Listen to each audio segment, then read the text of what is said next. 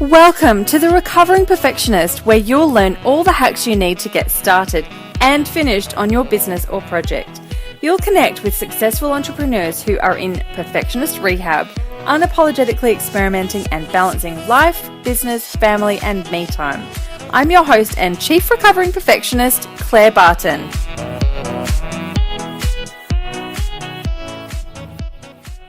Hello everybody, it's Claire. Welcome to The Recovering Perfectionist.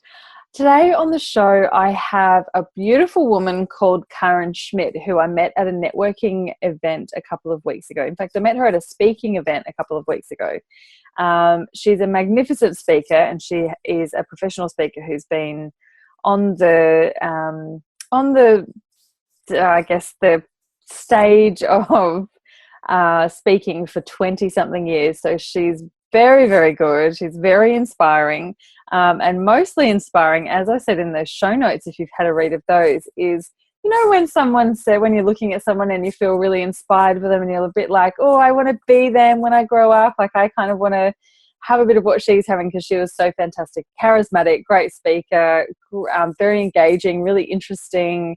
And she's really gorgeous. And then when we chatted a couple of times, she said, oh, it's just like talking to myself 10 years ago. And I'm like, really?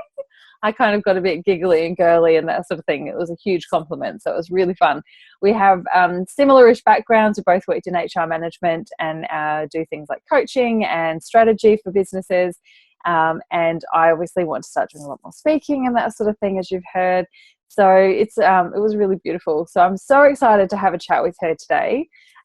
We talk about lots of different things, and one thing that she's working on is a beautiful project called the Reinventors, which you'll hear about in the episode. So I hope you enjoyed listening to her as much as I enjoyed talking to her and meeting her. And let me know what you think. I've got the amazing Schmidt with me today, who's a speaker, coach, and facilitator, amongst 4,000 other things, I'm sure. How are you going, Karen? I'm great. How are you? I'm pretty great. Thank you so much. So excited to have you on the show.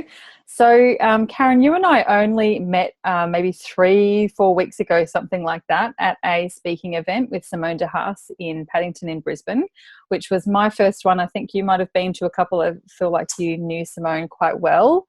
And you were one of the speakers. So there were 2 speakers, and I had an interview spot, which was my kind of first little foray into that sort of thing. And you spoke about something that was hilarious and moving and really, really great. But I really loved, I loved a whole heap of stuff. So we kind of connected during and then after that. I'll come back to that in a minute. But first of all, probably best if you kind of articulate what you do and who you are and what you're working on at the moment. So I'll hand over to you to do that. Okay, thanks, Nicole. And yeah, like you, I think on that day, you and I really connected when you start talking to people and you realise, oh, you and I have a very similar history. Yes. So I was one of those people, when I was at school, I knew exactly what I wanted to do. I wanted to not be at school. That was my entire plan.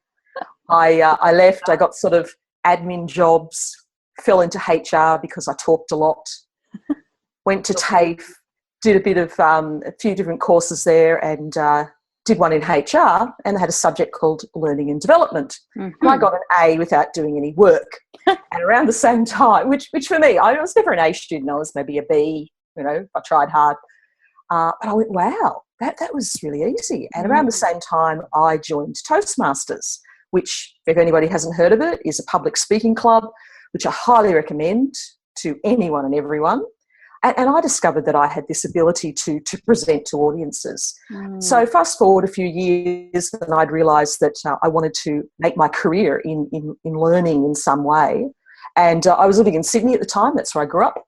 And a friend encouraged me to go and apply to do a degree in adult education. Mm-hmm. Now, remember, I'd left school in year 11, and I never thought I would go to university.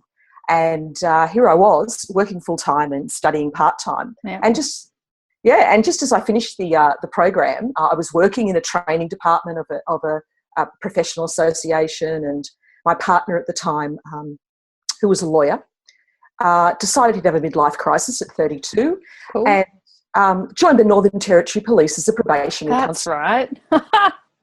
My old stomping ground. I'm from the Yeah. Northern Territory, kind of, sort of, for anyone listening. Yeah. Yeah.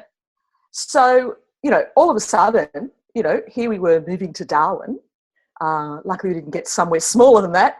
And I went, on the basis that, well, I could start my own business. I knew by then I wanted to work for myself. The irony was I was working in, HR and HR-related areas, and I made a really bad employee. Yes. I didn't get that whole rule-bound system at all. Hashtag entrepreneur. Yeah. Back before, and I'm a little older than you, back before entrepreneur was really even a word, right? Or even people were talking about hashtags. So, I knew that wasn't for me, that I needed something where I could, create my own ideas, present my own ideas. And it was interesting. We talk about being a recovering perfectionist. I am in my own way. And mine's more about neatness and order than anything else. And I knew I liked doing that. I could follow the rules, but the rules are just stupid, in my opinion. Yeah. So it was very hard to enforce them on other people when you didn't believe them. So true. Yeah. Yes. So here I found myself, this partner, dragged me kicking and screaming to Darwin. You having lived there will understand, it's stinking hot all the time. Yeah. I don't have naturally straight hair. This is the result of a hair straightener. So you can just imagine. And I don't fish, shoot, or drink beer. Yeah. So, but I did go to Darwin and start my own business. I knocked on the door of every training provider in Darwin and went, here I am, and I've got a freshly minted degree. And I picked up work everywhere, did a lot of computer training, trained with the military, went to mine sites, did all sorts of fascinating stuff. I say to people, I got 10 years experience in 3 years. Totally, yeah. I do not for one moment regret it. It came with its downsides, though, including the fact the relationship didn't last, which was after he joined the army on a whim and then bought a BMW on a whim. So I went, no, I think that's enough whims. Yeah. And 3 years later, I moved to Brisbane. And so from here, I actually then re-established myself. And by then, I discovered this thing called speaking. Right? So I knew that you could be a trainer, and I'd been doing that. But then I discovered professional speaking and joined what was then called the National Speakers Association of Australia.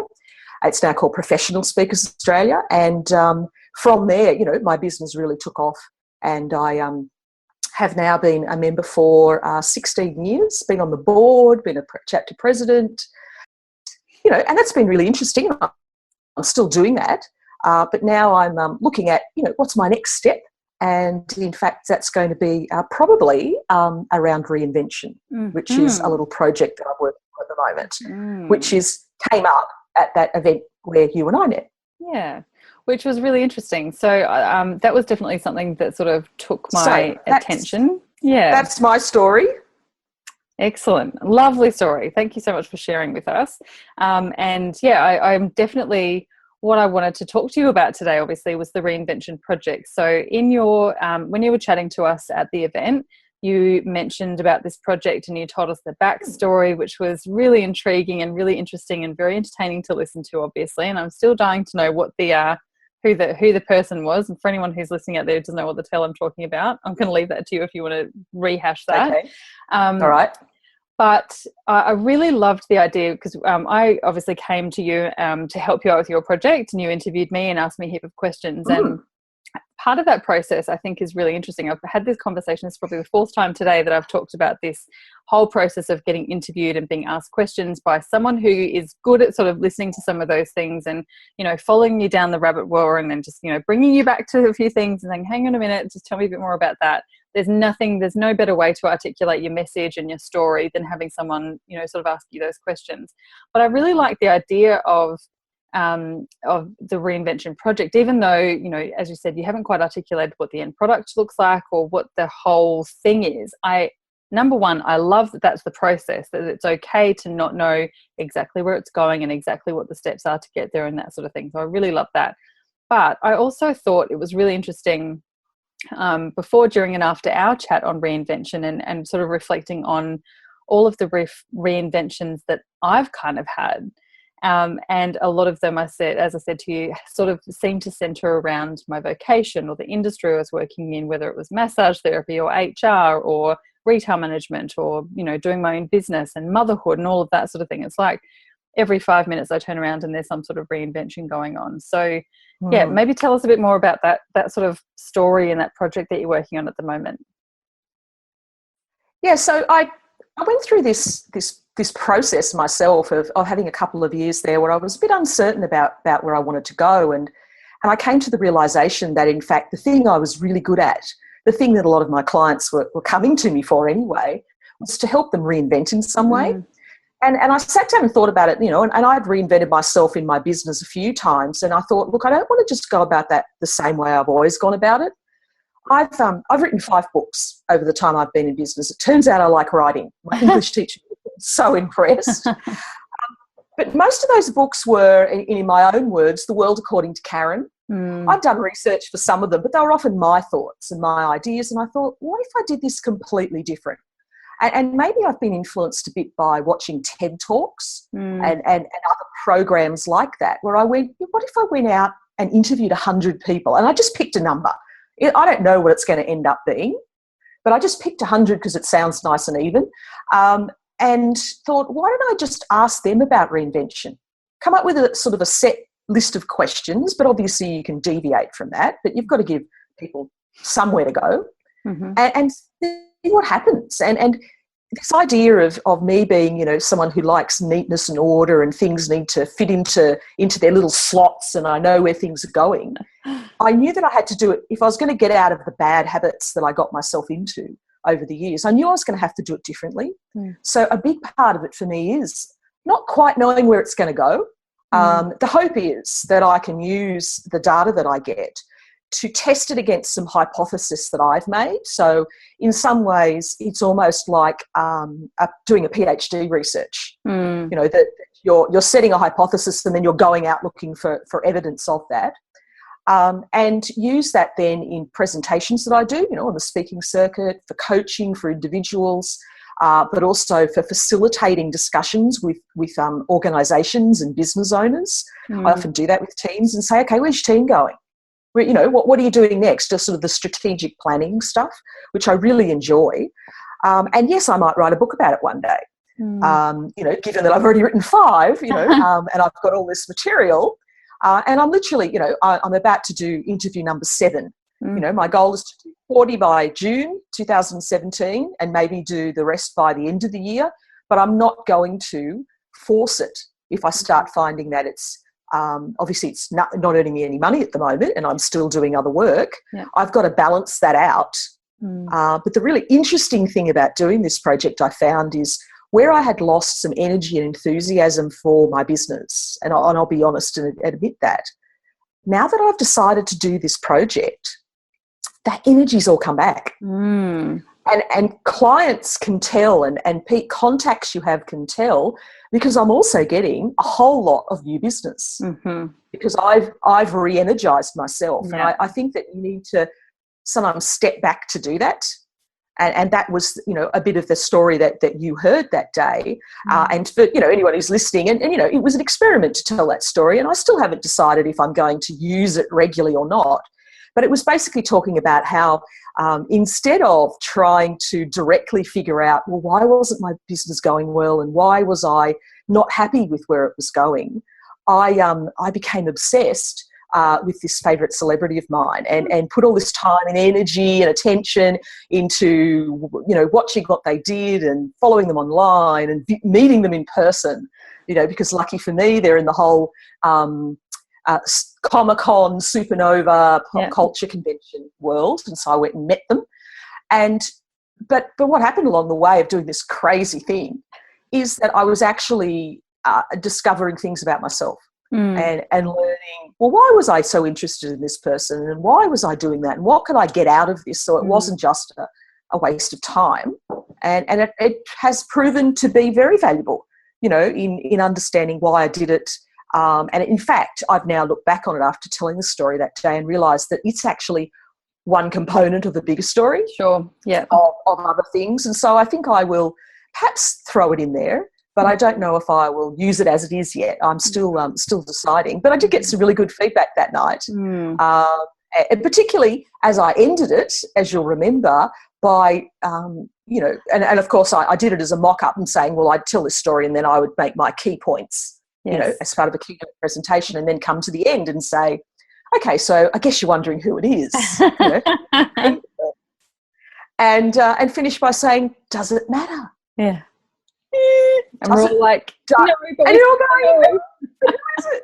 And isn't this interesting, that if and I haven't told you who it is. There was one person on the day. I said, look, if you really want to know, come and ask me. And I went there. They said, give me a few hints. And I did.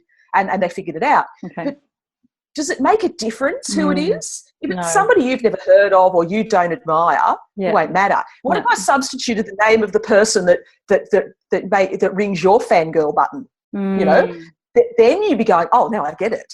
So you can slip in whatever your person, sport, obsession is. Yeah. And I think for recovering perfectionists that there's a message in there that, perfectionism is often about an obsession around something, and a need to control things, and a need to feel there's some, I suppose, my version anyway, is there's some order in your life. It's really funny. You've used so many words today that I use in my business all the time. So my early version of my business was going to be called Order and Beauty.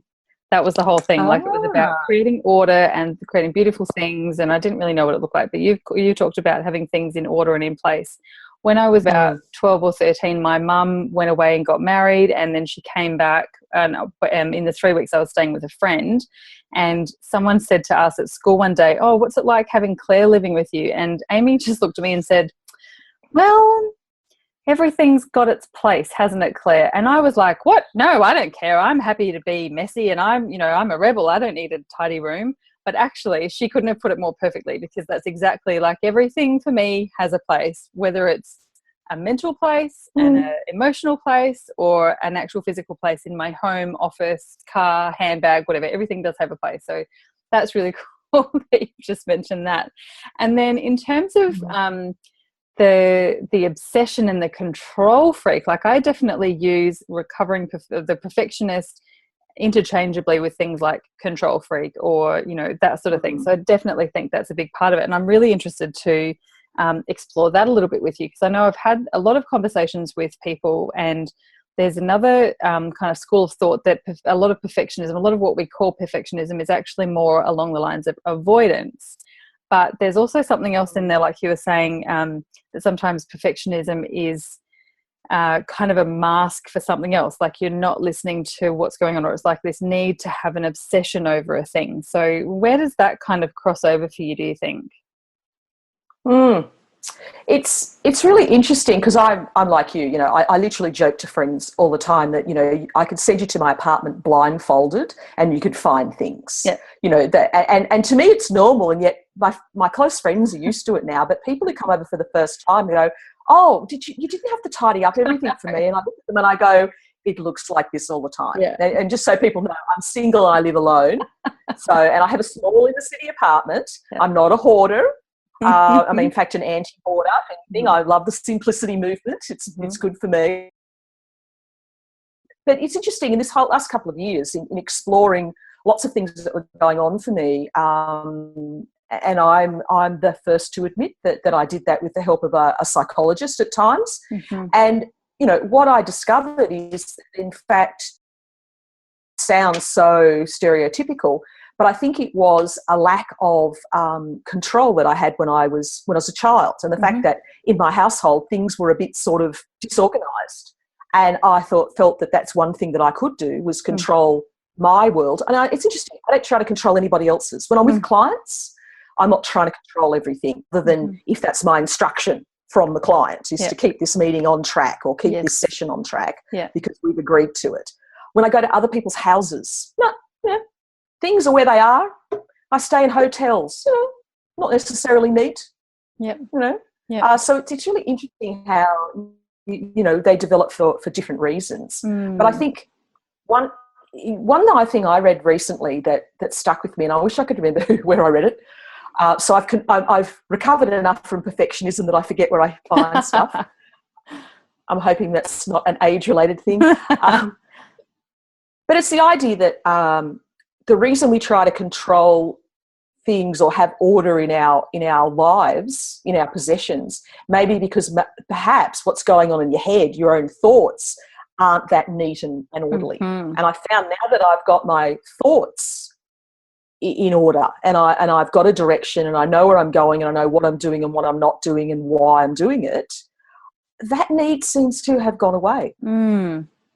Really interesting. Yeah, interesting. I've had a chat with someone last night for their podcast, actually, and she asked me, she said, you know, we're kind of accidentally putting this perfectionism thing or this perfectionist trait in a negative light a little bit. And, you know, surely there's some good things about perfectionism. I was like, absolutely, perfectionism has got a place. And if you've grown up with this thing that is perfectionism, it's not going to go away. And like I said to her, the change for me is that I feel like my perfectionism is a part of me. It's not who I am anymore. So it's not, I don't have to do things perfectly. And if I do something perfectly, it's because I'm doing it for myself and because I'm filling a need for myself. So I clean the house is, you know, meticulous at times. I've got 2 little kids, so it's not always like that. But when it is, it's because that's how I like to live. Like I remember in my first, years of marriage that we'd have so many arguments about, you know, keeping the house tidy or doing the dishes or something. And my husband would be like, what? Who cares? No one else cares. No one's coming over. And I'm like, it's not for them. It's for us. Like, it's our thing. This is our house. Don't we want it to be nice? And all that sort of thing. But you know, there's still a place for perfectionism, and what that looks like for me these days is more that I don't have to say I'm not doing it perfectly. I just have to do it enough. Like, I just have to get to the point where I'm happy to put it out into the world and have a bit of an experiment, a bit of a try, because I've got so much to do. If I do everything perfectly, I won't even finish one thing, right?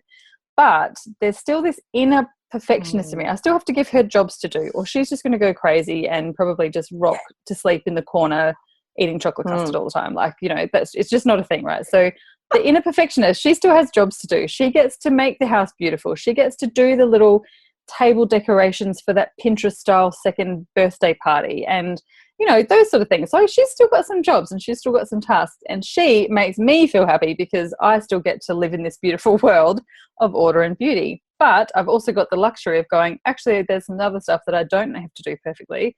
So I'm just going to kind of fluff around with this and put it out into the world and see what happens, and not take on so much of that need to impress or that need to do things for other people. So I think that's a really big part of that kind of control / avoidance thing as well.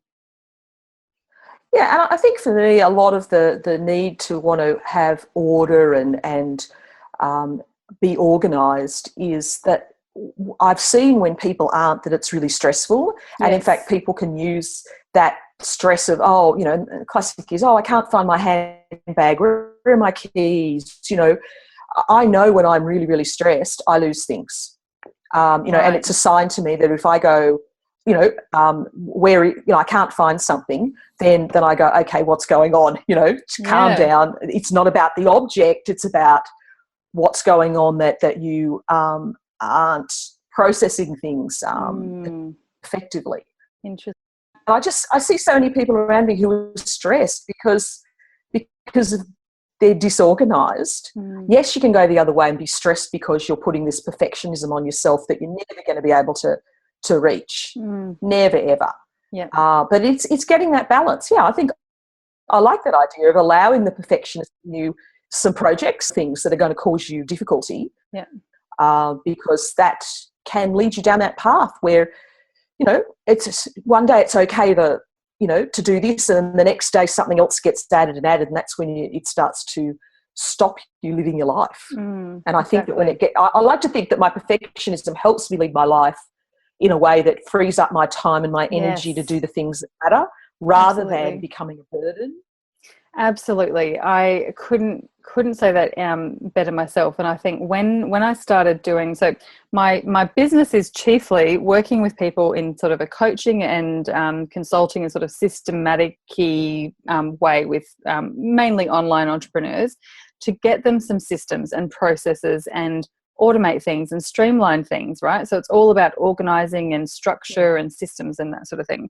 And then when I started doing the podcast, and I had the YouTube show and all that sort of thing in the group, which is called the Recovering Perfectionist, one person said, but hang on, how can you be a recovering perfectionist but then putting all these things? I put out a planner, a 2017 PDF planner, and someone was like, but if you're a recovering perfectionist, why do you need a planner? And I was like, oh God, that's such a good question. And when I tried to sort of since then, I've been really trying to articulate why I felt like they were the perfect thing to go together, but I understand where they were coming from, to say they seem like they're at two opposite ends of the spectrum, like that sort of thing. So how I try and explain it is that for me, and I think for a lot of people, especially people who are creative or intuitive or like healers or people who have got so much going on and they kind of live up here, especially the big picture people, the people who have that beautiful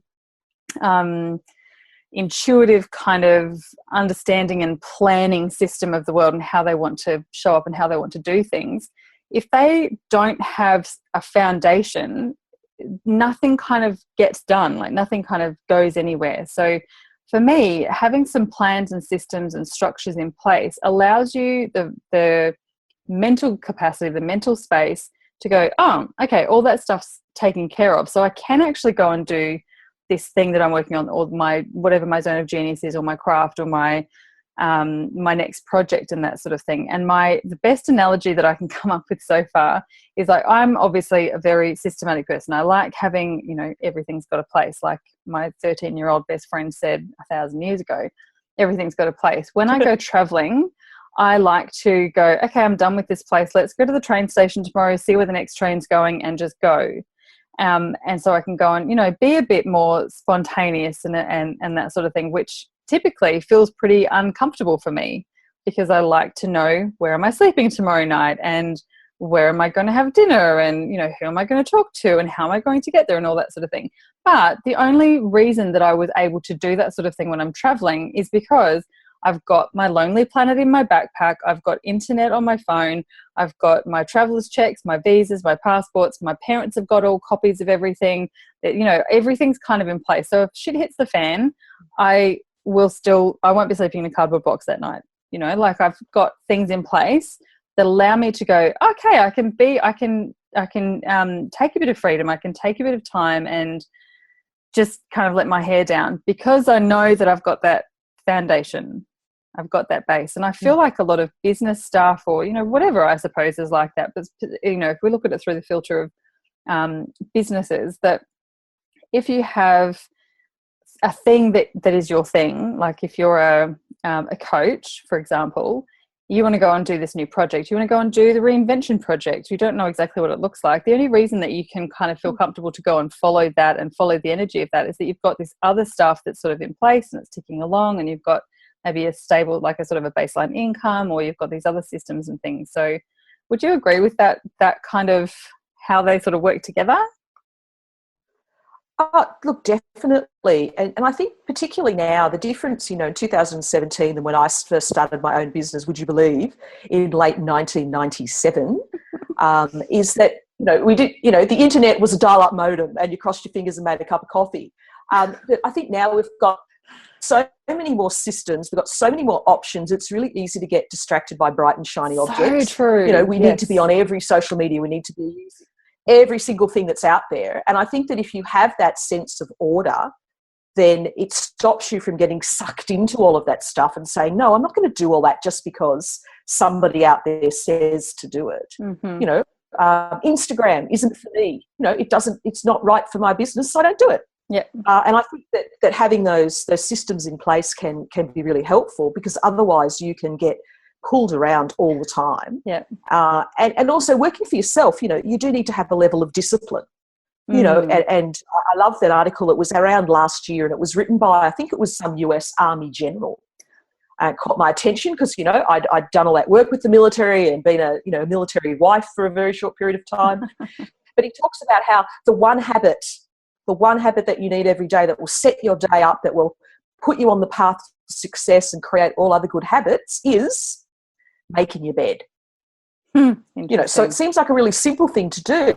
The way he sees it is that, it's those sorts of habits which some people might see as perfectionism. I literally can't leave the house if the bed isn't made. Sometimes on the weekends I can, I'm going to stay in my PJs for a couple of hours and not make the bed. It calls my name.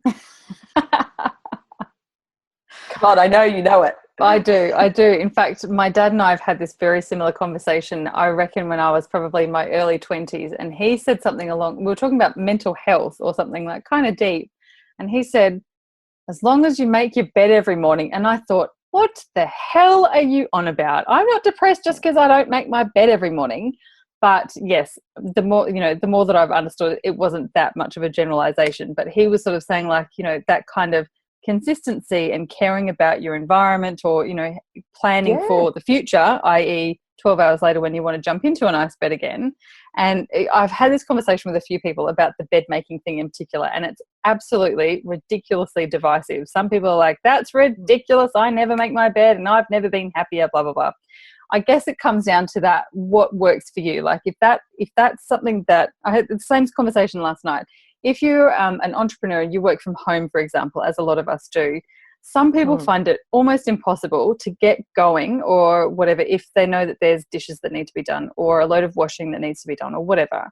And she asked me last night, so what do you do? Like, what's your advice? And I was like, well, follow the energy. We didn't become entrepreneurs so that we could so that we had to work 9 to 5 like we would if we were at work. If there's something that's really pissing you off and something that's really stopping you from being productive because you can't get it off your mind, get up and go and do it. As long as it's not just procrastination, right? If it's procrastination, maybe still do it, but maybe put in some plans so that it doesn't happen again tomorrow, so you've got nothing else to do. Or if you're like me, like I'm one of those freaks who actually kind of likes cleaning and that whole process of tidying and organizing and rearranging and decorating, all that sort of thing. I use those things as a reward. So I do my Pomodoro, for example. Like I'll do the 3 lots of 25 minutes of work in a row, and my 5-minute break, I get to go and rearrange those books on the TV cabinet that I've been thinking about, or dust around the thing, or water my plants, or those sorts of things. It sounds ridiculous, and probably people are going, what the hell is wrong with her? Cleaning is not a reward. But it's a thing, like there's ways around it, sort of thing. I think I really think it's just got to be about sort of following the energy. And if it's something that really feels like you can't, like you said, your bed is calling to you, like, hello, are you going to come and make me sometime today? Go and make it. Like, who cares? You don't have to be so strict on yourself that you go, no, it's 9 o'clock, I'm working now. Yeah, and on that being strict part, I think it's a really interesting lesson I've learned in the last few months. As you might remember when we met that night, which is only a few weeks ago now, I'm recovering from foot surgery. Mm-hmm. So I can wear heels without limping as long as they're not too high, but I can't go downstairs properly. But the reason I mention it is that the first 3 weeks after my surgery, I couldn't make my bed. I physically was on crutches. I could barely get to the bathroom. And it was really interesting that for that period, I gave myself permission to not make it. Mm-hmm. And it didn't worry me. I had other priorities at the time. Mm-hmm. Yes, it was for me part of my recovery. It was nice when I got to the point where I went, I can make my bed today, because it involves walking around the other side of the bed to do it, and trying to maneuver. But so I think that was a really good lesson for me, is that, when I had other priorities that were, a recovery and looking after myself, my perfectionism didn't kick in, that I was beating myself up because this bed wasn't made. And equally, if you looked around my apartment and friends regularly came over to help me out, I had everything out on cupboards in the kitchen, all the things I needed regularly. There was no way I was putting them back in the cupboard each time. I already broke 2 plates trying to maneuver wearing crutches as it was. So I think, that's when you realise, okay, this doesn't have control of my life. I have a preference for things being neat, and it makes me feel good, but it's not an overriding obsession that I have. And I think it's something to test yourself and see, okay, is this a healthy thing that I'm doing, or is this maybe an unhealthy thing, like as you said, it's done for avoidance, or it's controlling you. Yes. That's when I think you start to go, okay, that's not good. And I've had moments like that.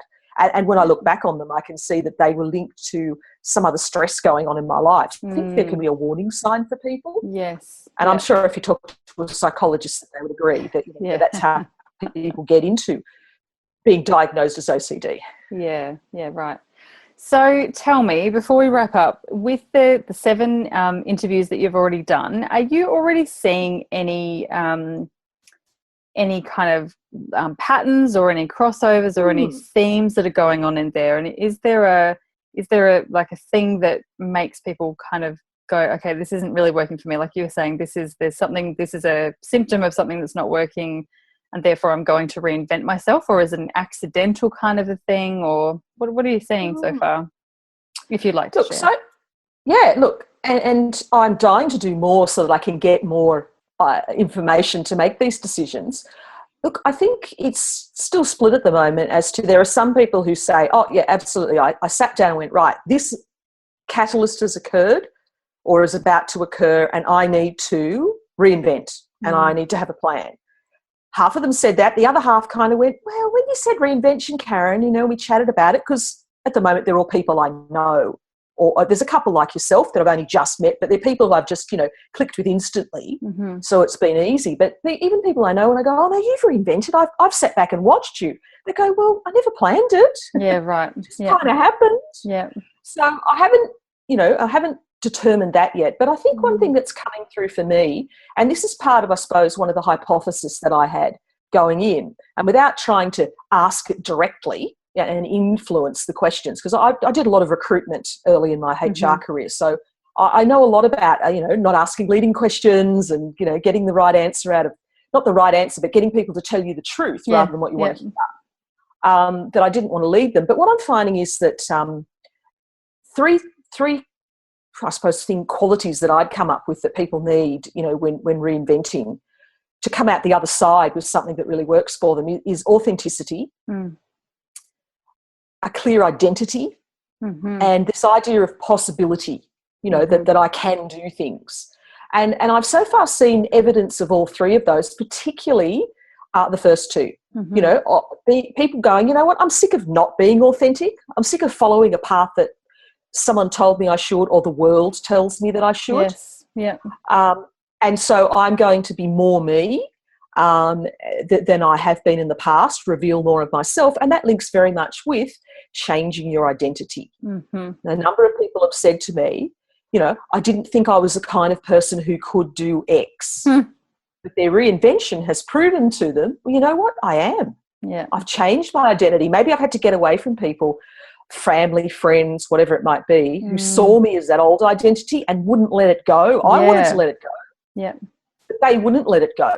And I think that's, I meet people like that all the time, and I'm very particular about who I have in my life, whether I'm related to them or not. If it's not a healthy relationship, then it doesn't happen. Yeah. And yet I see too many people who will stick with bad relationships and not reinvent themselves because they're so concerned that maybe nobody will like who the real them is, or the new them. So that's, and I think that in business, because I am hoping to not just make this about how individuals can reinvent, but also about how organisations or people who are running small business can reinvent, is that I think when you're being your authentic self and you've got a clear identity, and that possibility, third one, is about being on the positive rather than the negative, I think, that attracts customers. That attracts staff to work for you, because they know you're not perfect, but they know that you're clear on who you are and who you aren't. Yeah. And I think that's, we're too busy trying to present an image to the world that, we should be a certain way. And it's not necessarily the case. People would rather deal with human beings. A great quote I use at the moment in my current business, I use the metaphor that being a great leader is like being a great gardener, so it's very practical, down to earth kind of concept. And I give a quote that I read in a book once, that is, people would prefer you to be real rather than fake. That's why we like real flowers rather than plastic ones. We don't mind if they have a fault in them. And in fact, I've used this principle. I've stayed in 5-star hotels, and I tell this story about once in Bangkok, staying in this luxurious hotel, which someone else was paying for, which was lovely. Yeah, exactly. And I went into the bathroom, and in the corner in the distance, I could see an orchid. And I love orchids. Now, just in case you aren't familiar, orchids grow really well in Thailand, right? They're kind of where they're from. Yeah. I walk closer and closer to this orchid in the 5-star hotel where everything is very swish. And I get up close, and in the end I have to touch it to figure out the orchid's fake. Mm. And I was really disappointed because in this kind of hotel, how hard would it be to just change the orchids out every now and then? I get that they're not going to live forever in a bathroom that had no windows. But to me, it epitomised how we can set our customers up and our staff up to be disappointed because we make out we're something that we're not, that isn't congruent with the image that we're portraying, the identity we say we have, but we're not being authentic. It doesn't build trust. It absolutely, this whole like trust kind of thing that we talk about a lot in online business especially. If you had exactly the same conversation with Courts Lippert, who'll be on an earlier episode of the podcast, about this showing up authentically, it's really scary. I totally get that. Starting to take selfies and putting yourself out there, especially if you've come from like a corporate background like a lot of us have, that you kind of are taught that you leave your personality at the door. When you're in this place, you represent us as a company. You say these words, you dress in this way, you do these things, and you don't do all of these other things. So when we go and start our business, we've kind of got this accidental setup where we feel like we've got to create a thing often. I'm not talking for everyone. I'm sure some people sorted this out before, a lot of us did, but I certainly sort of came into it thinking, right, I've got to dress a certain way. And, if I've got an appointment, and now I'm like sitting around, I'm literally sitting in my son's bedroom right now because it's got good Wi-Fi and it's comfortable. But like, I'm literally sitting here, and I'm totally okay with showing you that because I'm a mum. I've got 2 little kids. I've got my dog sleeping over there, and I work my business around the rest of my life. And that's how it is. So I'm not going to sit here and say, I've got this amazing corporate office. I'm not going to sit here and, put on this thing, because it's going to be pretty obvious pretty quickly that that's not the case. And if someone isn't okay with that, and the fact that at some times, like I think I had to do with you a couple of weeks ago, I had to cancel something because my kid was sick, that's what's going to happen. And if I'm not real about that sort of thing, I'm going to attract people who want everything to be perfect and everything to be their way and that sort of thing. That's not how I run. That's not why I started this business. If I wanted to do that, I'd just go and get a job again. So by being authentic, I'm doing myself a service, because it makes my life easier when I have to explain to people, oh God, I need to cancel this, I need to change this, I need to da-da-da. It also means that I attract people who are like that. So when it happens to them, I also get it with them, and I'm totally cool with that. It's all happens for a reason. But it also holds space for everyone else to go, oh, I can start a business, but I don't have to have it all figured out, and I don't have to have a beautiful office, and I don't have to have $50,000 in the bank before I start a business. Like, you can actually kind of get started without having to have it all figured out. But I absolutely love that message about the, authentically showing up, that it actually makes your life so much easier. You don't have to like follow around cleaning up after yourself and, making sure that you're maintaining a level of unrealness just in case someone catches you. I don't know, it just seems like a total waste of time to try and do that sort of thing. But there's a lot of people out there who do, that they're all facade, and in the business world, and look, in the professional speaking world where I spend a lot of time, there's a lot of people who act as though they're successful when they're not necessarily. And I think for me, telling that story that day and the stories that I want to use, down the track when I start talking more about reinvention, is that idea that, I've been successful and then lost it, and had the ups and downs, and you know what, that's actually normal. Yeah. And the fact that, you don't have to pretend it's not happening, and equally that your idea of what success means changes along the way.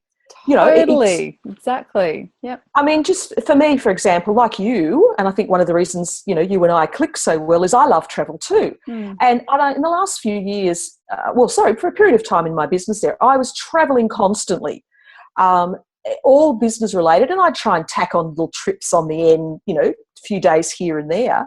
I'm doing a lot less of that now. I'm doing more work locally. I'm doing more work online, which is great. But it now means that when I travel, I get to choose where I go. And in my suitcase, there is nothing work-related. What? I know. We're, and it makes such a difference. So it's not that I don't want to travel. It's that I want to do it in a different way. And I always used to joke to people, and anybody who thinks that business travel is glamorous hasn't done enough. Yeah, right. Despite the clients paying for you to stay at 5-star resorts, it actually doesn't happen that way all the time. It's the exception rather than the rule. Yeah, sure. Yeah. And so I think, once you, and I'm, what's one of my other hypotheses is, if you want to reinvent, the first thing, and if you want to be successful sustainably rather than have, ups and downs, is that you've got to define what success means for you. And if it is for you and I that we can be sitting in our home offices, I'm here barefoot, doing this presentation, knowing that when it's finished, I don't have to do any other work this afternoon if I don't want to. Yeah. That's okay. I'm not going to feel guilty about that. And, I know lots of people who start working for themselves who feel guilty if they're not sitting at their desk between this time and this time, It doesn't have to work that way. I'll regularly have a day off. It's my birthday coming up in a few weeks. I'm having the day off because I can. Yeah. And I'm not going to feel guilty about it. Unapologetically making the bloody rules. That's what it's all about, I reckon. Exactly. Being okay with it. And we've got to wrap it up in a second, but I absolutely love that redefining your own success. Like I think there's a massive thing about that. Like I said, when we've come out of corporate and gone into business, we accidentally think that we have to create an empire again. We have to create this big business like what we've just stopped working for. But when you talk about a lifestyle business, there's this kind of, you get to create the lifestyle, and everyone's talking about having a six-figure business. And what does that actually mean? Like, you can have a six-figure business and have a almost six-figure expenses. So is there any point? Or if all you want to be doing is actually making enough money so that you can buy the groceries and then have 2 days with your children and time to have a pedicure and a massage every week, perfect. That's like a $10,000 business. Who cares? If that's what it takes to give you and your family the lifestyle that you're after, that's what you've got to recheck in on. And I think we do get caught up in this comparisonitis sort of thing where you've got to try and keep up with everyone else that's going on. And part of me thinks that comparisonitis can be a good thing because it helps you to be innovative and, work out better and more you ways of doing things and that sort of thing. But I also think it's really scary because that's what we sort of pin everything on. And if we're not checking in regularly with, hang on, is this what I actually want? Like last year, my business went through so many ups and downs, and it was such a process, and it sort of went gangbusters so quickly, and then it had a big dip, and then it had a big up, and all that sort of thing. And at the end of last year, I was thinking, right, I might have to get the kids into daycare for the extra 2 days and all that sort of thing, and let's organise that, and I'll have to organise, all this sort of thing. And then I was like, hang on a minute, I did this so that I could spend more time with them before they go to school. What am I talking about? But I kind of got swept away in this false goal, I suppose, because I'd forgotten to kind of check back in with what was important to me and my family and my why and my purpose and that sort of thing. So I think it's a really important point is to check in with whatever the true point, north point is for you, and that can change as well. That's totally fine. Love it. Absolutely. Amazing. Absolutely amazing. Thank you, Karen. It was so great chatting with you. So how can people get in touch with you, find out about your project and that sort of thing? We'll put it all in the show notes, obviously, as well. But if people are listening, what's the best way for them to stalk you? Loving it. I like having way. In a non-creepy way, yeah. Okay, well, if you're interested in my existing business, which is called Let's Grow, and it's all about leadership development, go to letsgrow.com.au. If you're interested in the Reinventors project, you want to be interviewed, and that's really all the website is at the moment, is just an outline of it and a little form to fill out to say, hey, do you think you've got a story to tell? Then go to karenschmidt.com.au, and I'd love to pick up a few people who've got some interesting stories to tell, and see how they can contribute to my research on reinvention. Brilliant. And I know a lot of the listeners obviously identify with the recovering perfectionist, and I know for a fact, in the group when people come and introduce themselves, there's often a story there about some sort of reinvention which has encompassed the recovering perfectionist, often with a major life change or something like that. So I'm sure there'll be heaps of people jumping up and down and coming to have a bit of a chat with you. So thank you so much for coming on the show. It's been absolutely wonderful chatting with you, and we'll talk again soon. Oh, it's been wonderful. Thank you so much for the opportunity, and I hope that we've talked about some things that can help some other people on their road to recovery. I'm sure. Beautiful. In the rehab. Yes, Recovering, rehab, and reinventing. It's all the R's today. all yours. All right. Cheers, Karen. I'll talk to you soon. Thanks. Bye. Bye. And that is absolutely it, my lovely. So I hope you've really enjoyed the episode. It was great fun recording that one, as it is with all of them. If you'd like to connect, I'd love to stay in touch with you. I have a beautiful Facebook group community at bit.ly/The Recovering Perfectionist Crew with all capital T, R, P and C. I have a massive goal this year to get 50,000 downloads on my podcast, and I've got a YouTube show as well. So I'd love for you to help me out if you can by either subscribing to the podcast on iTunes. So if you want to go over and do that now, that would be awesome. If you have a couple of favourite episodes, or if there's one favourite episode that you've really enjoyed, I would love you to share that with anyone who you think would get as much out of it as you have as well. And while you're in iTunes, if you can jump in and give it a review, that would be amazing. iTunes definitely helps out podcasts that have got some good ratings and reviews and some really interactive listeners. So I would really appreciate your help with getting to my goal of 50,000 in 2017. The show is also available over on YouTube.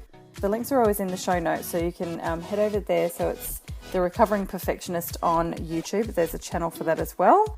So jump in and leave your comments. You can watch all of the episodes in video. So if you want to see what we look like and our crazy hand gestures and facial expressions and all of that sort of thing, absolutely jump in. You can subscribe to the YouTube channel show as well, and then you'll be kept up to date when there's some new episodes that come in there.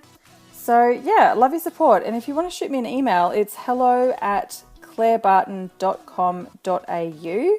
Always happy to receive your emails and open up a conversation. All right, big love. I'll chat with you soon. Bye.